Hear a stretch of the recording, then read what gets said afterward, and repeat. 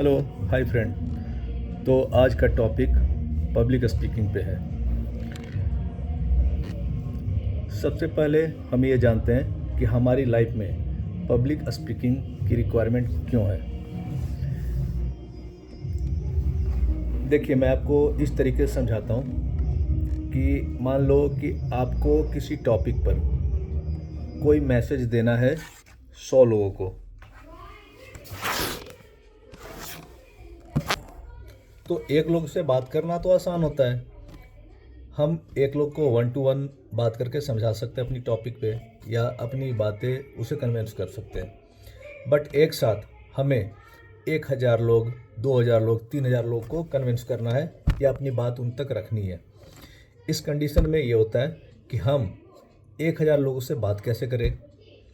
बात करने के लिए सबसे पहले उतना बड़ा स्पेस होना चाहिए। जैसे हम लोग रूम में बात करते हैं ना 1 to 1, वैसे ही एक बहुत बड़ा हॉल होना चाहिए बात करने के लिए। अब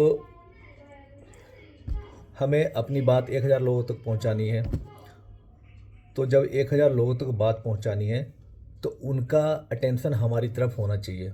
उसके लिए क्या है, अब अटेंशन हमारी तरफ हो तो जाहिर सी बात है, यदि बराबर लेवल पर रहेंगे तो जब हम कुछ बोलेंगे तो सामने वाला का हमारा हाइट दिखेगा ही नहीं। उस कंडीशन में थोड़ी सी ऐसी ऊंची जगह ले लेते हैं, थोड़ी ऊंची, ऐसे समझो कि चेयर ले लिए, चेयर पे ऐसे खड़ा होकर के दे दिए। लेकिन चेयर का भी बड़ा आविष्कार रूप, उसको बोलते हैं स्टेज। अब हम स्टेज पे आ गए, ऑडियंस की हाइट नीचे और हमारी हाइट ऊपर। अब यहाँ से हम अपनी मैसेज उन तक पहुँचाएंगे जो 12,000 लोग, 5,000 लोग सामने हैं, उनसे हम बात करेंगे। अब हम अपनी टॉपिक को जो मर्जी वो बोल सकते हैं। तो आप समझ गए ना दोस्तों कि पब्लिक स्पीकिंग क्यों ज़रूरी है। हमें अपने मैसेज को 10,000 लोगों तक पहुंचाना, वो भी एक बार में। तो इस वजह से हम पब्लिक स्पीकिंग करते हैं। ये पब्लिक स्पीकिंग आज से 1000 साल पहले भी हुआ करती थी, 100 साल पहले भी हुआ करती थी, आज भी हो रही है और आने वाले टाइम में भी होते रहेगी। आज से 1000 साल पहले जैसे महाभारत का युद्ध था।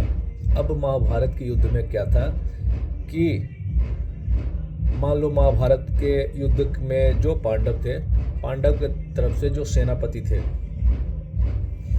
मान लो अर्जुन एक लीडर हो गए। अब अर्जुन भी अपने सैनिकों को गाइड करते थे और अपना मैसेज पहुंचाते थे कि भाइयों, हमें ये युद्ध किसी भी कीमत पर लड़नी है। ये युद्ध एक युद्ध नहीं, ये एक अच्छाई और बुराई की लड़ाई है। इसमें हम अच्छाई हैं और हमें अच्छाई पर जीत करनी है। तो ये उस टाइम भी चलता था। फिर एक एग्जांपल लेता हूँ मैं मुग़ल का।